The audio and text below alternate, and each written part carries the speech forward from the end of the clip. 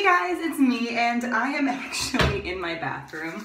I am about to go to Avengers Infinity War, and I'm really excited.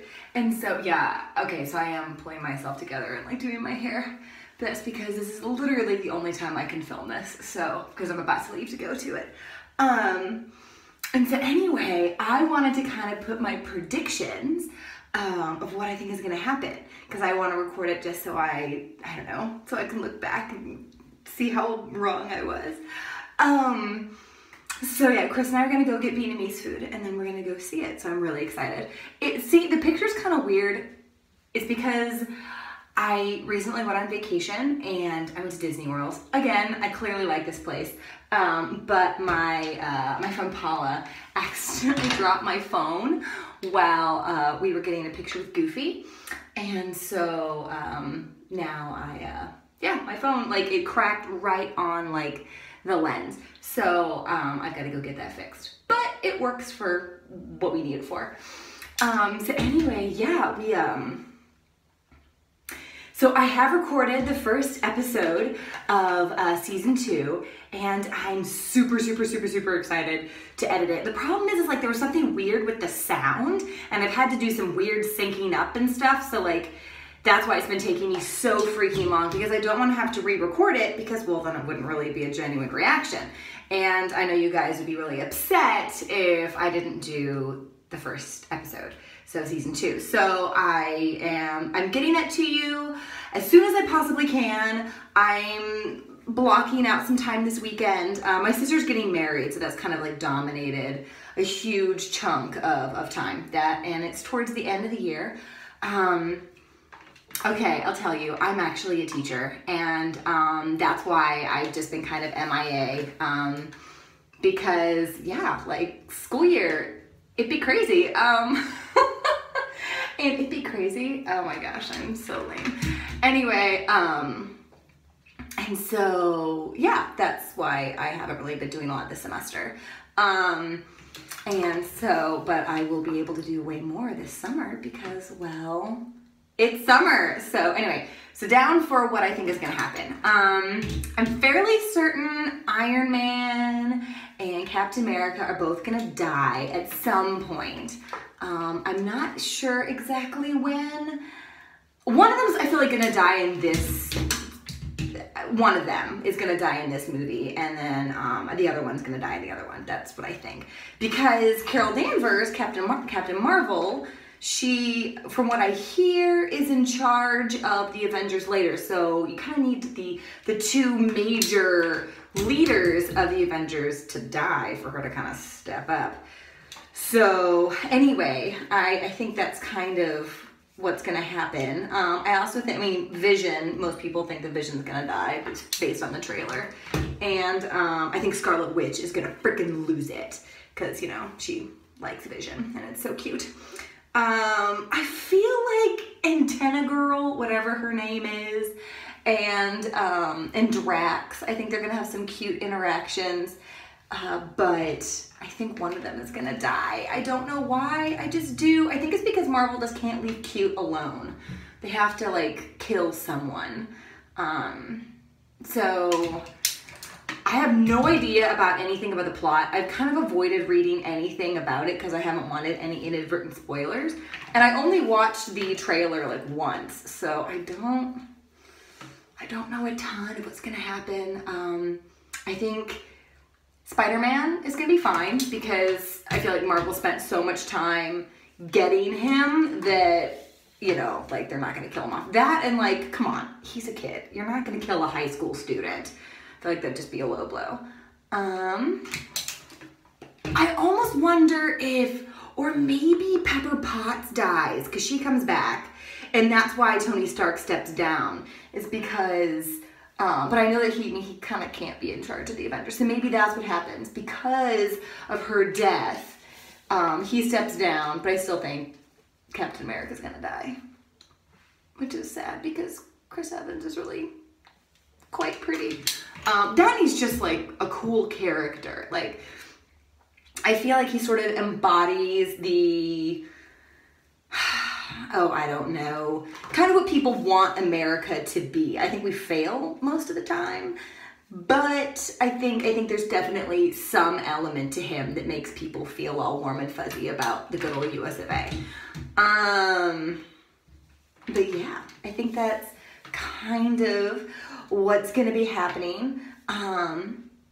Again, I really wanted to apologize for like saying I was coming back and then go MIA again. There was a tragedy that happened in my family, and I'm not going to go into details because it's really not something that, it's not my heartbreak really to tell, but it severely impacts someone really close to my life. And that also, in addition with like wedding planning, it just, yeah, I don't know, it just kind of took the wind out of my sails, to be honest. I was all ready to continue recording, and then that happened, and I was just like, I just want to spend time with my family. And then I had my trip to Disney World where Paula and I went and had an absolute blast. And yeah, so I went on Expedition Everest. I am not a roller coaster girl. I'm not. I'm sorry that disappoints some of you. I can't. But I did do Expedition Everest, and for the first time in my life, I understand why people pass out in roller coasters or on roller coasters, because I mean, I felt like it was happening shorter, you know, when I got off. All right, I am almost done, and I am right on time, I think. So, all right, hold on one second. Let's get some liver cancer going. If you want to know like what girls do to get ready for dates, here it is. All right, ready, set.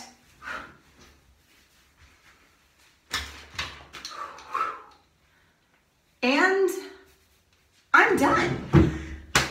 Okay, so anyway, I will see you guys when I get finished with eating Vietnamese food. Beef pho is my favorite.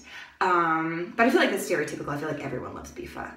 And then, yeah, we're gonna watch the movie, and then I will record my responses. So anyway, like I said, I will be back. I really will be, and I'm really sorry for being gone so long. It's just been one thing after the other, and I've had to cut out so many things in my life just to make way for new things.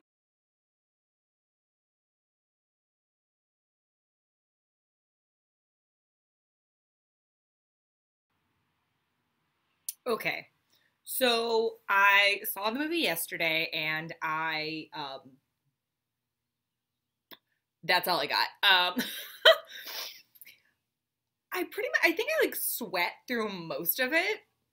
It was like so intense. I was just like, and like, it was just like overlapping action scene over action scene. And like, I knew that people were gonna die. So it was one of the few Marvel movies where I was like, the good guys, any good guy could die. Like, I feel like, you know, Spider-Man, like, okay, Spider-Man Homecoming, Spider-Man's not gonna die. So I don't feel really too bad about it. I didn't feel super, super stressed. Or like, you know, all the Iron Man movies. I wasn't really concerned he was gonna die just because Tony Stark's such a popular character, but I feel like this one is one of those movies where anything could happen, and there's such a huge ensemble that like anyone could die. And so, I mean, I went in really thinking that like Captain America and Iron Man and maybe Thor, although I wasn't sure about Thor, were gonna die. And then other characters, I was like, oh, I'm not worried about them. Like, they're fine. Oh, I thought Vision was gonna die, but I was like, they're fine. Like, it'll be fine. I was so wrong. Like, I was so off. I was watching it, and I was just like, I don't know what to do. Like, huh? So I thought what I would do, and I've tried recording this a couple times, and I feel like I've been super, super rambly. So I actually, like, took notes. Like, I went through, and I wrote down, like, all the things that I wanted to talk about, so I wouldn't be as rambly as much, because, I mean, I talk about one thing, and then I think of something else. So anyway, I thought what I would do is maybe just go through the body count and talk about how I responded to that, my thoughts, and just in general. I don't know. Before I do that, though, I do want to say that, like, I do like the way that they brought everything together. I thought that was pretty it didn't seem super forced. I thought it would, just because, like, how do you get the Guardians of the Galaxy with everyone, with the Avengers? And it's like, oh, they set that up perfectly at the end of Thor Ragnarok where they go into space. And it's like, oh, okay, that's pretty great. So I thought that they did that pretty well. If you hear noise, it's a beautiful day out today. And so I left my door open. So, and there's a fly buzzing around my living room now. So, but, yeah, I just like left the door open, some windows, just because it's so nice. It's like 78, not a cloud in the sky, like a periwinkle blue. It's beautiful. So anyway, if you hear noise, that's what it is. Okay, so I'm looking at my screen instead of at the camera when at least for part of this. All right, so, yeah, like I said, the plot was like super different than what I was expecting. Some of the first things that I was like, about Heimdall and Loki. Okay, I think it's Heimdall, is that how you pronounce it? When ein Ego walking, the second does the talking, at least in German. All right, so, I wasn't really invested in him as a character, so, it's sad, but I wasn't, like, super, super sad. But, like, Loki, like, I feel like he can't be dead. Like, I feel like the God of Mischief has one more trick up his sleeve. I hope, because he's such a cool character. And, he and Thor were, like, just coming to get along really well. He'd kind of turned over a little bit of a new leaf. He was saving people, or, I just really don't want him to be dead. But, so that one, I gasped, actually. I almost, like, yelled, no, when Loki died, but I didn't want to disrupt everyone else. But yeah, that was really sad. So I was not expecting that at all. To be frank, I kind of forgot about them and that they would even be in this movie. So when they showed up, I was like, oh, great. Some awesome, like, banter and stuff. And then Loki dies. So pretty quick. I was like, what? What a waste of Tom Hiddleston. Is that his name? Yeah, I think his name. Anyway. Or is that Spider-Man? I have to look this up. Tom Hiddleston.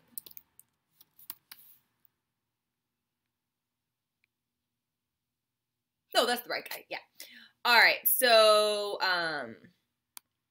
let's talk about the next person. Gamora. Like, I love the interactions between Gamora and Thanos. I felt like it was really easy to just make Thanos like a super bad dude.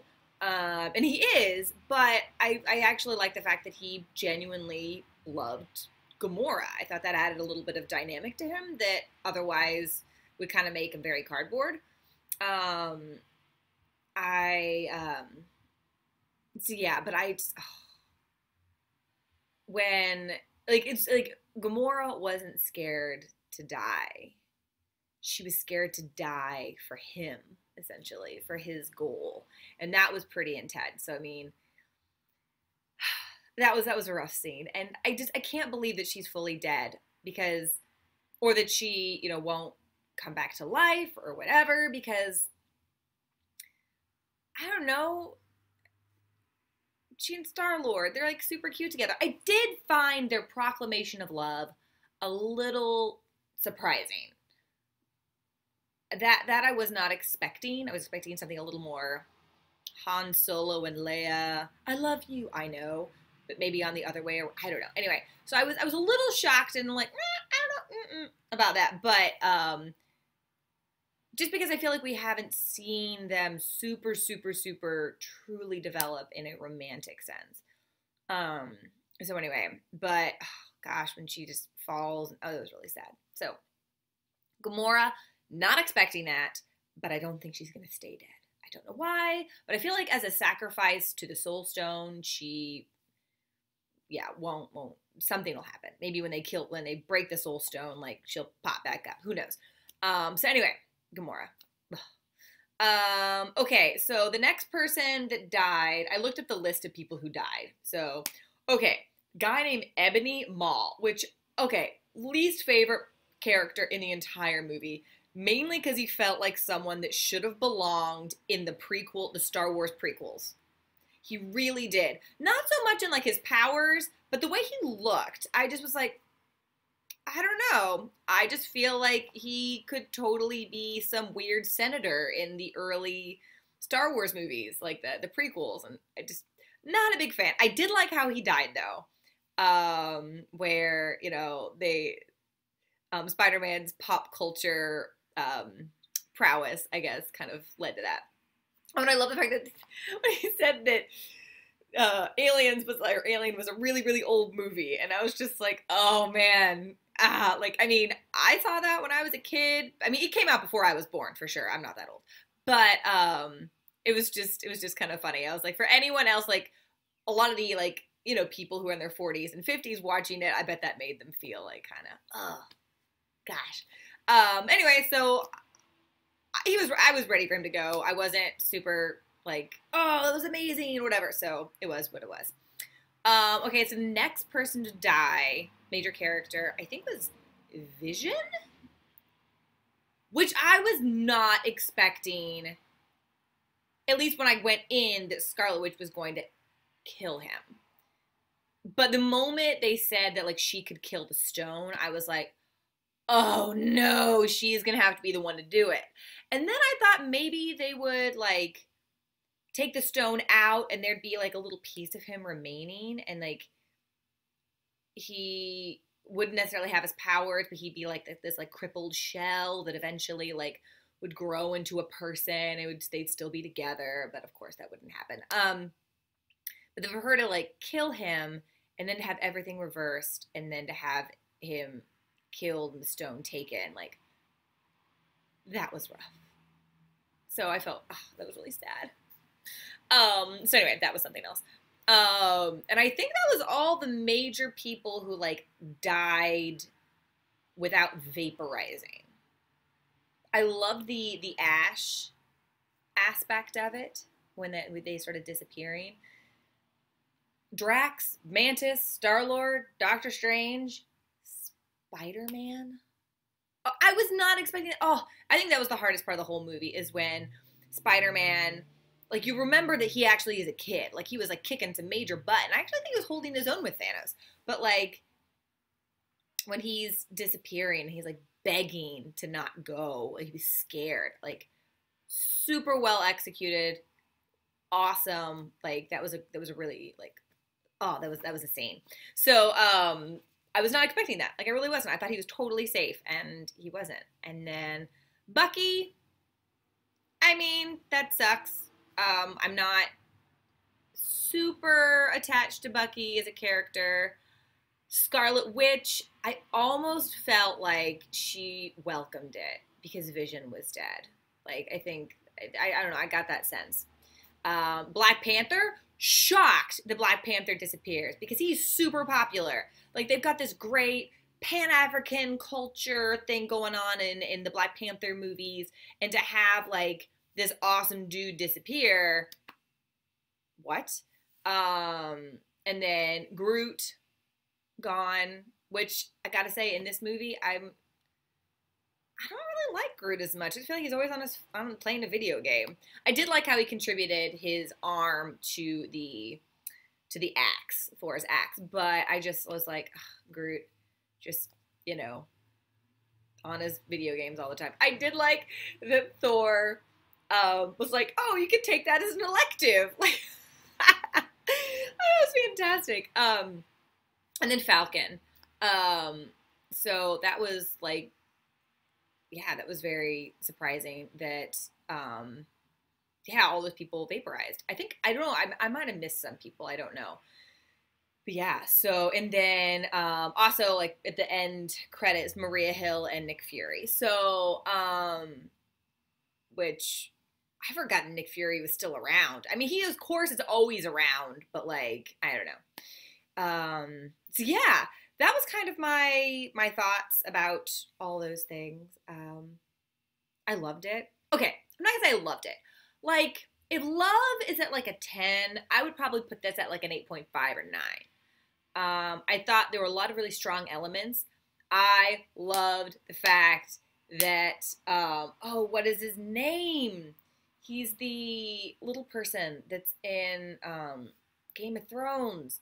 Shoot. What is his name? For some reason, Benedict Cumberbatch is the only thing coming to mind, and that's clearly not the right person. Let's see. Who is it? The imp in Game of Thrones. What's his name? Tyrion Lannister, and he is played by...